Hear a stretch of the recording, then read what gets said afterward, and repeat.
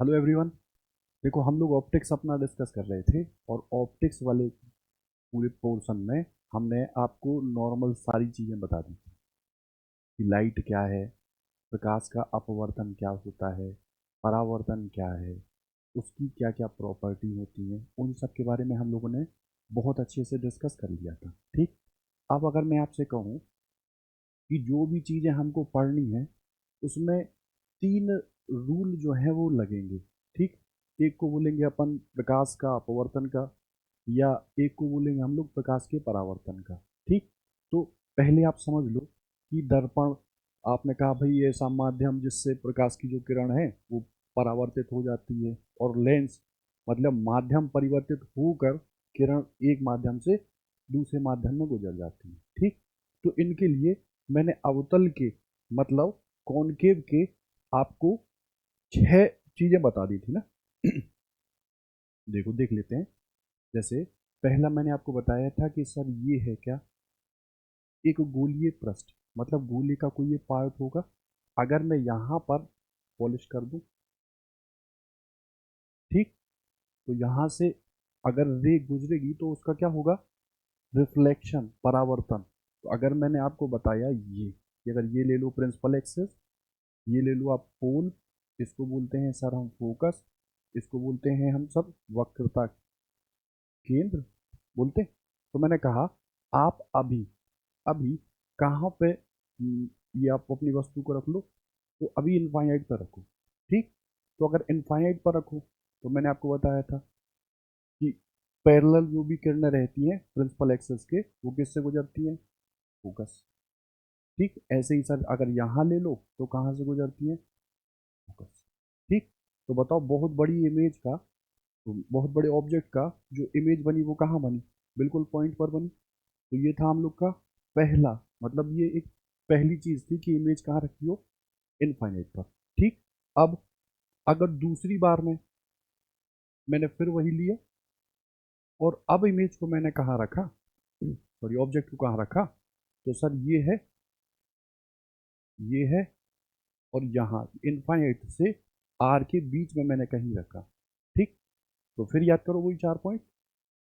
मुख्य अक्ष के समांतर फोकस से होकर जाती है। ठीक। वक्रता केंद्र से जाने वाली किरण उसी दिशा में वापस लौट जाती है। ठीक।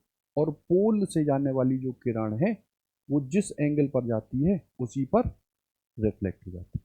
यही तो बताया था। तो अब मुझे बताओ, अगर ये प्रिंसिपल एक्सिस के पैरेलल जाएगी तो क्या ये फोकस से नहीं गुजरेगी। ठीक। बताओ, अगर ये वक्रता केंद्र से जाएगी तो कहाँ से गुजरेगी, यहाँ से गई और यहीं पे वापस।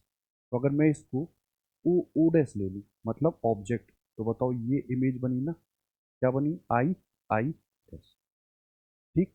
अच्छा, अब ये देख के बताओ ये कैसी है, तो आप कहोगे सर ये वास्तविक है। और कैसी है, उल्टी है। और साथ में कैसी है, तो इस वस्तु से छोटी है। ठीक। तो पहला इनफाइनाइट, दूसरा आपका इनफाइनाइट और आर के बीच में रखिए। ठीक। थर्ड की अगर मैं बात करूं, थर्ड की मैं बात करूं तो भैया ये लिया आपने क्या, वही अवतल। ठीक। फिर से आपने ये क्या दिया, फोकस। ये क्या ले लिया, वक्रता केंद्र। और इस बार मैंने कहाँ रख दिया वस्तु को, इनफाइनाइट हो गया, इनफाइनाइट और आर के बीच में भी हो गया। तो अब कहाँ रख दूं मैं, क्या आर पे रख दूं, वक्रता केंद्र पर रख दूं, किसके, इस कॉनकेव मिरर की, तो सर प्रिंसिपल एक्सिस के फोकस से। ठीक। और अभी बताया फोकस से जाने वाली जो किरणें होती हैं वो उसी दिशा में, अच्छा थोड़ा गड़बड़ बन गया, चलो चेंज कर देते हैं, फिर से बना ली।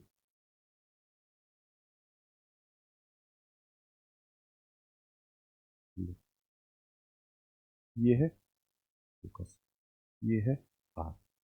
सर मैं आर पर ही रख दूं, भैया ऐसे गई और ये कुछ ऐसे। ठीक। और बताओ फोकस से जाने वाली जो किरण होती है वो कुछ ऐसे निकलती। तो बताओ अगर ये ओ ओ डैश है तो ये इमेज, इसी को मैं ले लूँ क्या, यहाँ लो बी लिख दूँ, तो बताओ इसी के ऊपर ही तो ये बन रही है इमेज। मतलब अगर वक्रता केंद्र पर हो, ध्यान देना, वक्रता केंद्र पर हो तो कहाँ इमेज बनती है, उसी पर। कैसी बनती है, वास्तविक। और कैसी बनती है, उल्टी। क्या वस्तु के बराबर बनती है, बिल्कुल। जितनी हाइट वस्तु की है उतनी ही हाइट यहां पर हमको किसकी मिलेगी, प्रतिबिंब। क्लियर। अब चौथा केस लेते हैं। चौथा केस कहता है, एक मिनट रुकना। चौथा केस क्या कहता है, चौथा केस अपन से कहता है, ये है सर फोकस, ये है सर वक्रता। मैंने अभी वक्रता केंद्र पर रखी थी ना, अब मैं फोकस और वक्रता केंद्र के बीच में रखता हूँ। तो बताओ, मुख्य अक्ष समांतर फोकस से गुजरेगी, ठीक। और बताओ, या तो ऐसे कर लो कि पोल से गुजरने वाली उसी एंगल पर वापस लौट जाती है, या आप कुछ ऐसे कर लो, फोकस से जाने वाली मुख्य अक्ष के समांतर हो जाती है। तो बताओ ये इमेज कहाँ बन रही, ठीक। मतलब आर के कहाँ बन रही है, बाहर। तो अगर मैंने वक्रता केंद्र और एफ के बीच में रखा तो जो इमेज बनेगी वो कहाँ बनेगी, वक्रता केंद्र के बाहर, यहाँ सी लिख लेना, ठीक है। बात समझ में आई। तो पहला इनफाइनाइट, इनफाइनाइट पर कहाँ बनेगी, इनफाइनाइट पर आपकी बनेगी पॉइंट, पॉइंट वस्तु। और वह कहाँ बनेगी इमेज, फोकस पर। दूसरा मैंने बताया इनफाइनाइट और आर, इनफाइनाइट और सी के बीच में, वक्रता केंद्र और अनंत के बीच में अगर वस्तु कहीं भी रखी हो तो उसका प्रतिबिंब कहाँ बनेगा, तो सी और एफ के बीच में। फिर सी पर यदि रखी हो तो कहाँ बनेगा, सर सी के ही जस्ट नीचे, ठीक। उसके बाद अगर सी और एफ के बीच में हो तो कहाँ बनेगी, सी और इनफाइनाइट। अब बात करते हैं सर एफ की। मतलब अगर वो जो मैं वस्तु और ऑब्जेक्ट को रख रहा हूँ वो कहाँ रख दूँ, कहाँ रख दूँ, फोकस पर, ठीक। लो भैया, मुख्य अक्ष के समांतर कहाँ से गई, फोकस, ठीक। ठीक। अच्छा अब बताओ, अगर मान लो ये है वक्रता केंद्र, तो बताओ वक्रता केंद्र से जाने वाली किरण ऐसी तो गुजरती परावर्तन के पश्चात, ठीक। तो बताओ ये कहीं मिलेंगी, कहीं मिलेंगी, नहीं मिलेंगी। अगर ये नहीं मिलेंगी तो जो पैरेलल किरणें कहीं नहीं मिलती वो कहीं ना कहीं मिलती हैं, और उस कहीं ना कहीं को क्या बोलते हैं, इनफाइनाइट। मतलब अगर फोकस पर कोई हम वस्तु रख दें तो उसका प्रतिबिंब हमको कहाँ मिलेगा, तो अनंत। कहाँ मिलेगा, अनंत, ठीक। अब एक लास्ट ये पॉइंट था कि एक, ठीक, ये मान लो कितना है, ये मान लो क्या है, अब कहाँ रख दो, पोल और फोकस के बीच में, तो यहाँ कहीं रख दो। तो देखो मुख्य अक्ष, फोकस और वक्रता ऐसे, ठीक। तो ये यहाँ तो देखो फैलती चली जा रही, फैल रही। लेकिन अगर मैं पीछे मिलाता जाऊँ, पीछे, पीछे मिलाता जाऊँ तो कहाँ मिल रही है, यहाँ मिल रही है ना। तो परावर्तित किरणें, ठीक, जिस बिंदु पर मिलती हैं उस बिंदु से अगर हम ये ड्रॉ कर दें तो इसी को मैं क्या बोलूँगा, इमेज। और कौन सी इमेज रहेगी ये, दर्पण के पीछे बन रही है तो केवल आभास। तो अगर मैं इस इमेज को लिख दूँ आई आई डैश, और इसको क्या लिख दूँ मैं, ओ ओ डैश। तो बताओ किस केस में अवतल दर्पण या कॉनकेव मिरर के लिए जो प्रतिबिंब है वो आभासी बनता है। तो केवल एक केस, जब फोकस और पी, फोकस और पी यानी कि पोल के बीच में अगर वस्तु रखी हो तो उसकी इमेज कहाँ बनेगी, दर्पण के पीछे और आभासी। और क्या सीधी बनेगी, तो बिल्कुल सीधी। क्या वस्तु से बड़ी बनेगी, बिल्कुल वस्तु से बड़ी, ठीक है। इतनी बात है। अब जरा मेरे मेरे हिसाब से चलना। सर इनफाइनाइट पर रखी वस्तु का जो प्रतिबिंब है वो कहाँ बनता है, फोकस पर। इनफाइनाइट और वक्रता केंद्र के बीच में वस्तु रखी हो तो उसका प्रतिबिंब कहाँ बनता है, आप कह दोगे एफ और सी के बीच में। अगर सर सी पर ही वस्तु रखी हो तो कहाँ बनता है, आप कह दोगे सी पर। सर एफ और सी के बीच में अगर वस्तु रखी हो तो उसका कहाँ बनता है, एफ और सी के बीच में, तो कहोगे इनफाइनाइट और सी के बीच में आता है प्रतिबिंब। ठीक है। और अगर फोकस पर हो तो कहाँ बनता है, इनफाइनाइट पर। और अगर फोकस और पी के बीच में वस्तु रखी हो तो उसका प्रतिबिंब हमको कहाँ मिलता है, आभासी। कहाँ मिलता है, आभासी। तो इसको बोल देंगे क्या यहाँ पे, आभासी। बात समझ में आई। इसमें तो हमारे हिसाब से कोई दिक्कत होनी नहीं चाहिए थी। ठीक, क्लास 10th की चीजें हैं सारी। ठीक। अब देखो, अब अगर बात करें तो अभी के लिए जो मैं समझा रहा हूँ वो आप समझो। जैसे मैंने आपसे कहा ये क्या है, आपने कह दिया कि गोले का भाग। अब क्या है, आप कहोगे उस गोले के भाग का ऊपरी जगह को आपने पॉलिश कर दिया, तो ये कौन सा मिरर हो गया, कॉनकेव। कौन सा हो गया, कॉनकेव। अब आप बताओ, अगर ये कॉनकेव था तो बताओ इस गोले का सेंटर कहाँ था। इस गोले का सेंटर अगर आभासी रूप से आप गोले को बनाओगे तो इधर ही तो होगा, इधर ही तो होगा। तो इस गोले के सेंटर को आप बोलोगे क्या, वक्रता केंद्र। ठीक। अब ये जो गोला है, ये जो हमने अभी, ये जो दर्पण लिया है, इसका अगर आधे भाग को बोलो तो पोल ही तो इसको आधे भाग में डिवाइड कर रहा, इसको क्या बोलोगे आप, पोल। ये तो मैंने पढ़ा दिया। ठीक। अब अगर मैं आपसे कहूँ कि फोकस जो है, मतलब फोकस दूरी जो है वो वक्रता केंद्र की, वक्रता त्रिज्या की कितनी होती है, आधी।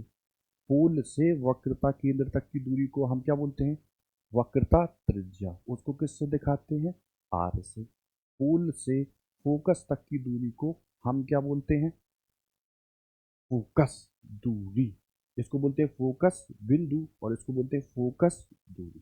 ठीक। तो हमेशा जो वक्रता त्रिज्या है वो फोकस की दुगनी होती है, या फोकस वक्रता का आधा होता है। ठीक। ठीक है।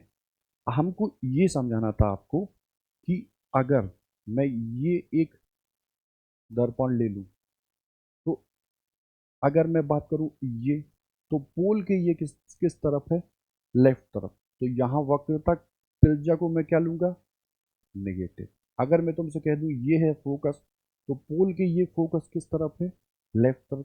तो फोकस को मैं क्या लूंगा, नेगेटिव। वस्तु को अगर हम रखेंगे तो हमेशा लेफ्ट हैंड तरफ ही रखेंगे। मतलब अगर मैंने यहाँ वस्तु को रखा तो बताओ पोल से ये किस तरफ है, लेफ्ट हैंड तरफ। तो वस्तु की दूरी को अगर पोल से मैं दिखाऊं तो लिखता हूं हमेशा u, और लेफ्ट हैंड तरफ है तो क्या लिखूंगा, माइनस के u। ठीक है। बात समझ में आई।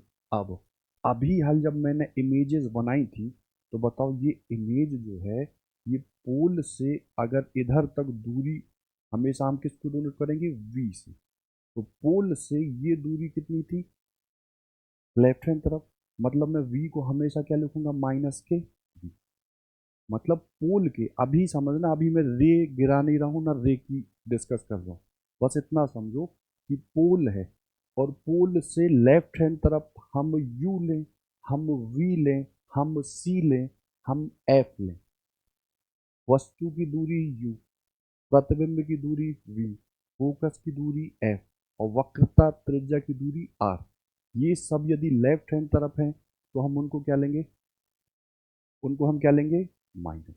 ठीक है। इतनी बात समझ आई। अब अगर ये इमेज देखिए, ये इमेज एक्स एक्सिस के कहाँ है, ऊपर, और इस एक्सिस के कहाँ है, नीचे। तो अगर ऊपर लेंगे, ये इमेज की लेंथ, मान लो मैंने इस इमेज की लेंथ को बोला हाइट ऑफ ऑब्जेक्ट, और इस इमेज, ये ऑब्जेक्ट है ना, मतलब वस्तु, और ये क्या है, इमेज। ठीक। तो अगर ये नीचे आएगा तो हम इसकी हाइट को क्या लेंगे, माइनस। और अगर ये ऊपर जाएगा तो इसकी हाइट को हम क्या लेंगे, प्लस। ठीक। बस इतनी सी चीज आप याद रखो। अब ये मैंने किस मिरर के लिए लिया, कौन की। मैं आपसे कहूं, मैं आपसे कहूं ये ले लो, ये ले लो,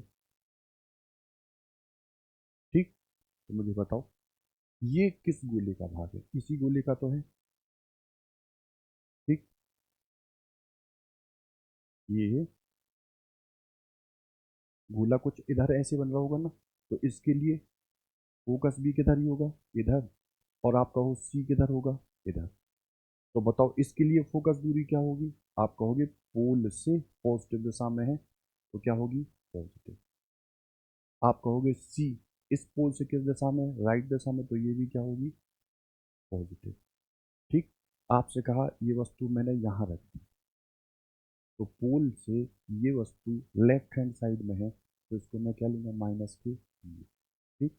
और मान लो इमेज बनती है लो यहाँ कहीं, ठीक। अगर इमेज ये बन रही तो इमेज के लिए हम क्या लेंगे, पोल से इमेज मतलब राइट हैंड साइड, इसको हम लोग क्या लेंगे, पॉजिटिव, ठीक है। इतनी चीज़ें आपको समझ में आती, क्लियर है। अब बढ़ते हैं हम लोग किस पर, देखो इनका इनका यूज है, ठीक। जैसे मैंने आपसे कहा प्लस माइनस प्लस, तो इनसे रिलेटेड हमको न्यूमेरिकल दिए जाएंगे, है ना। अब जैसे हमने आपसे कहा कि बोर्ड लेवल पर पढ़ा है हमने ये 1/f बराबर 1/v प्लस 1/v, ठीक। मैंने आपसे कहा ड्रॉ करो इसको, मतलब एक आप मिरर ले लो, ठीक है। फटाफट इस मिरर की पॉइंट कर लो, ये क्या था, पोल, ये क्या था, फोकस, ये क्या था, आर, ठीक। मैंने कहा हमने इनफाइनाइट और आर के बीच में लो ये रख दी एक वस्तु, तो बताओ मुख्य अक्ष के समांतर, फोकस से गुजरेगा, ठीक है। और और वक्रता केंद्र से जाने वाली इसी दिशा में वापस। अब बताओ अगर मैं इसको ओ ओ डैश ले लूँ और इस इमेज को मैं आई डैश आई लूँ, ठीक, ठीक। तो हमने बताया था आपको कि अगर ये एक त्रिभुज हो और ये हो, इसका नाम ए बी सी डी और ई, ठीक। तो अगर पूरे त्रिभुज को देखो तो इसका एंगल ये है, और छोटे त्रिभुज को देखो ए डी ई को, उसका भी एंगल ये है। पूरे त्रिभुज को देखो तो इसका एंगल ये है, और छोटे त्रिभुज को देखो तो ये एंगल ये है। मतलब दो त्रिभुज के यदि दो एंगल सेम में मिल गए तो ऑटोमेटिकली तीसरा भी क्या होगा, बराबर, ठीक। तीसरा भी क्या होगा, बराबर। इस कंडीशन को हम लोग बोलते हैं समरूपता की कंडीशन, ठीक। इसी कंडीशन को हमको इस वाले डायग्राम में ढूंढना है, ठीक, ठीक है। तो बताओ कैसे ढूंढे,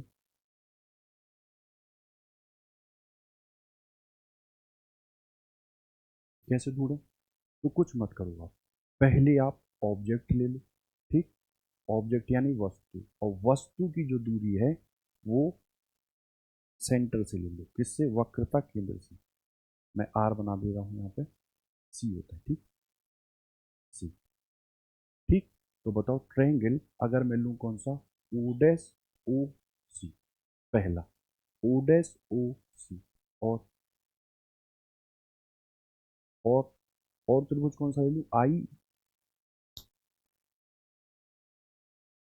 और कौन सा ले लूँ, आई आई डैश सी ले लूँ, आई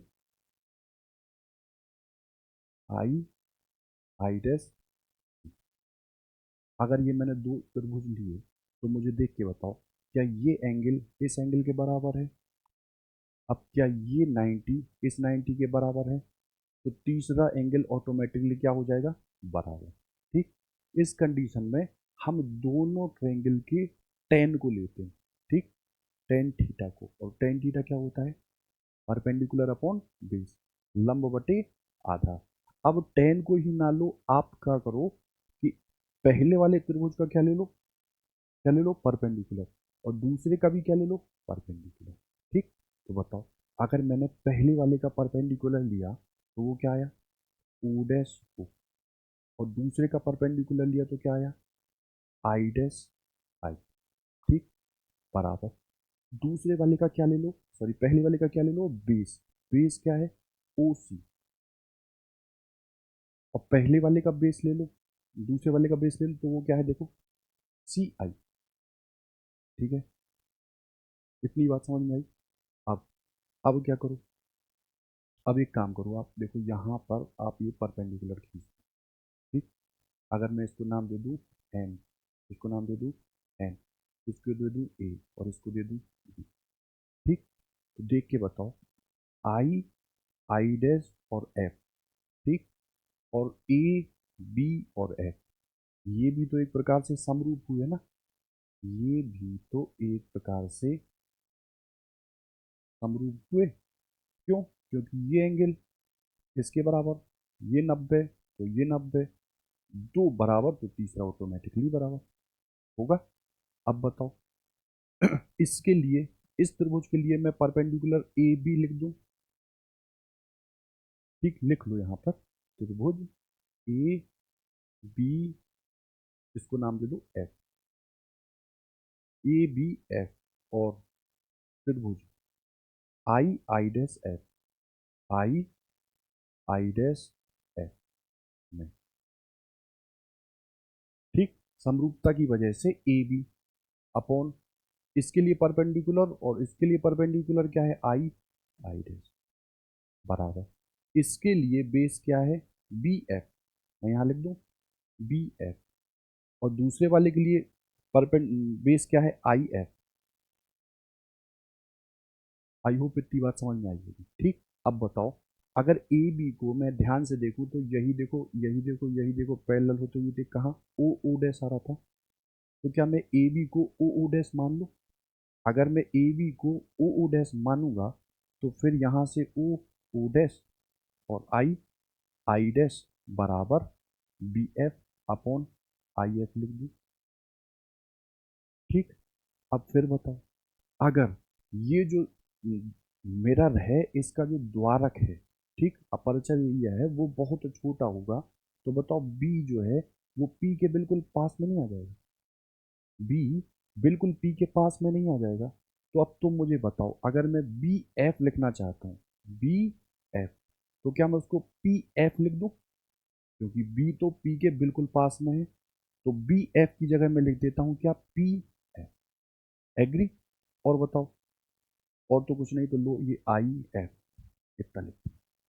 अब अगर इसको इक्वेशन 1 और इसको 2 डालो, ठीक, तो बताओ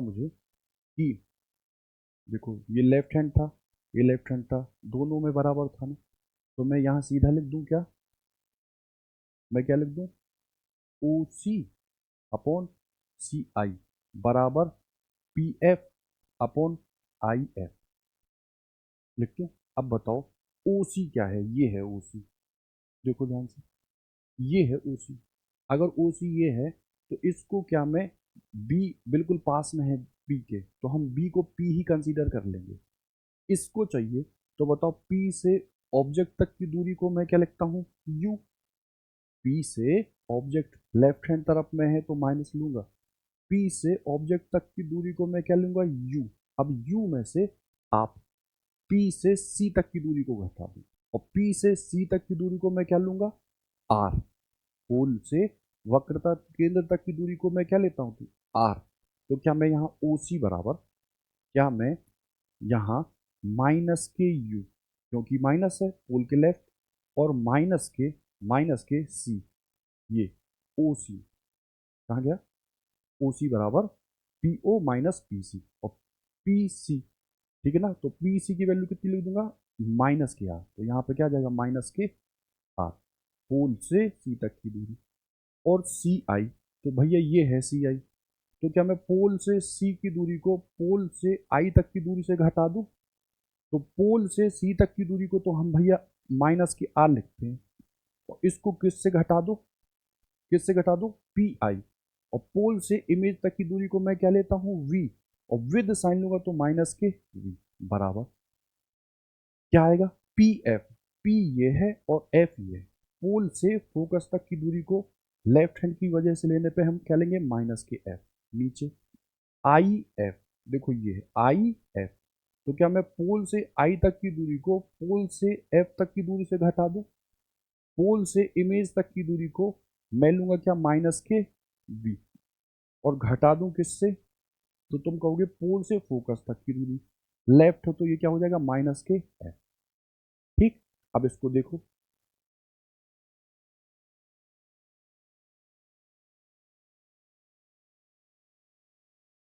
अब देखो इसी को देखो, तो बताओ, देखो ये क्या था, माइनस के यू प्लस के आर, नीचे माइनस के आर और माइनस प्लस के वी बराबर माइनस एफ, और ये कितना था एफ, माइनस माइनस प्लस हो गया और माइनस के वी। ठीक, अब कुछ मत करो, आर बराबर 2f लिख दो, क्यों, क्योंकि वक्रता त्रिज्या फोकस की दुगनी होती, लिखा मैंने, तो बताओ माइनस का यू प्लस का 2f, माइनस का, इधर 2f लिख दो, प्लस का v बराबर माइनस का f, और ये f माइनस के v, एक काम करो गुणा कर दो, तो माइनस का यू एफ प्लस के 2f स्क्वायर प्लस के यू वी माइनस के 2vf बराबर 2f स्क्वायर, माइनस एफ का गुणा इधर, माइनस का वी एफ। ठीक, अब देख के बताओ, क्या 2f स्क्वायर को 2f स्क्वायर खा लेगा, अब बताओ, यू एफ को यहीं रहने दो। ठीक, एक काम करो, वी एफ को उधर ले जाओ और यू एफ को भी उधर ले जाओ, तो यहाँ क्या बचा, यू वी बराबर 2vf minus V F plus के यू एफ, एग्री, 2vf को vf ले जाएगा तो कितना बचेगा, vf प्लस के uf, और ये कितना हुआ uv, पूरी इक्वेशन में मैं uvf uvf और uvf से भाग दे दूं, काट दूं दो, uv uv vf vf uf uf, बताओ क्या मिला, 1/f बराबर 1/v प्लस 1/u। ठीक, यही चाहिए था मुझे, किसके लिए, कॉनकेव मिरर के लिए, कब, जब वस्तु कहाँ रखी हो, इनफाइनाइट और सी के बीच में। ठीक, अब कॉनकेव की तो हमने 6 स्थितियां पढ़ी, है ना, 6 स्थितियां पढ़ी, कहीं भी रख सकता है, तो वो स्थितियां आपको याद होंगी, कोई दिक्कत नहीं, और ये फॉर्मूला आपको याद होगा, तो आप आराम से नॉर्मली सॉल्व कर लो। ठीक है,